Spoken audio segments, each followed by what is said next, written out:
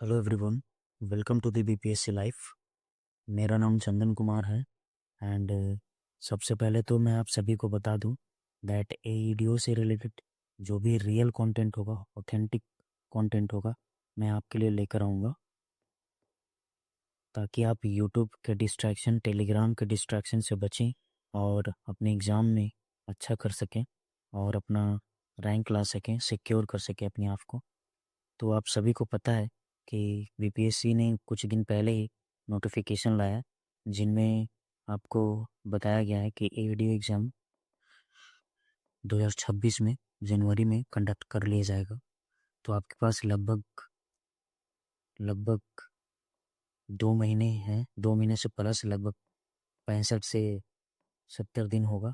तो इनमें मैं आपको ये बताऊं कि एस्पिरेंट, खासकर मैं इस पर डिस्कस इसलिए करना चाहता हूँ आज के दिन क्योंकि ये मेरा इंट्रोडक्शन वीडियो होगा।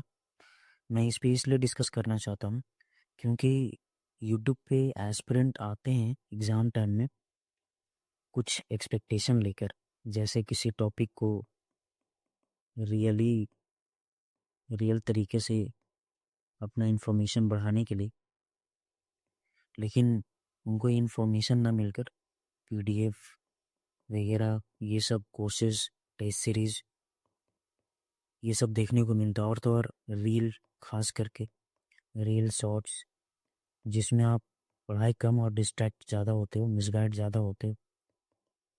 तो मिसगाइड होने से बचें, मैं यही कहूँगा। ये बात आप सभी को पता है कि जो ऑलरेडी सेटल्ड हो गए हैं वो यूट्यूब पे अपना सिर्फ और सिर्फ इनकम जनरेट करने के लिए आ रहे हैं। स्टूडेंट्स का कोई ये उनको लेना देना नहीं है कि स्टूडेंट्स को क्या करना है, क्या पढ़ना है, कैसे पढ़ना है और क्या नहीं पढ़ना है। तो सबसे पहले तो यही बात है कि मेरे साथ आप बने रहिए। आपको रियल कंटेंट प्रोवाइड किया जाएगा जिसमें आपको बताया जाएगा क्या आपको करना है, क्या पढ़ना है, क्या नहीं पढ़ना है, जिसके कारण हो सकता है कि आप इस बार श्योरली एडीओ में सक्सेस हो जाएं। तो आप मेरे साथ बने रहिए। मैं एक बात और कहूँगा सभी के लिए, जो न्यू स्टूडेंट्स जो आना चाहते हैं, बीपीएससी प्रिपरेशन करना चाहते हैं, उनके लिए तो खास करके वजह ये है कि जो यूट्यूब वगैरह पर जो फोमोज है कि आप यूट्यूब कर लेंगे, टेलीग्राम से कर लेंगे तो बीपीएससी का एग्ज़ाम क्रैक कर लिया जाएगा, निकाल लूँगा, बला बला बला है ना, ये सब। तो सबसे पहले तो ये बात उनको मैं कहूँगा गलत है। आप अगर सोचते हो कि एग्ज़ाम क्रैक कर लेंगे, नहीं, ये पहले ऐसे हो सकता था बट अब तो बिल्कुल नहीं। वजह ये है कि बीपीएससी अब कॉन्सेप्ट से चलता है।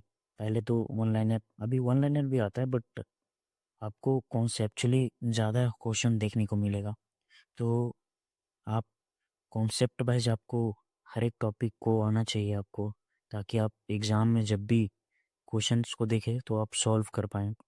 आपको पता होगा कि टॉपर्स भी आपको सजेस्ट करते हैं कि आप अपना conceptually building, I mean conceptual build करें अपने आप को किसी भी टॉपिक को लेकर। तो फाउंडेशन बहुत ज़रूरी है, बेसिक फाउंडेशन न्यू स्टूडेंट्स के लिए। तो बेसिक फाउंडेशन आप ऑफलाइन क्लास आपको करना चाहिए श्योरली।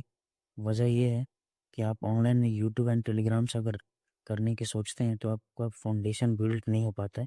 एंड फाउंडेशन बिल्ड नहीं होगा तो आप बीपीएससी तो एग्ज़ाम क्रैक नहीं कर पाएंगे श्योरली।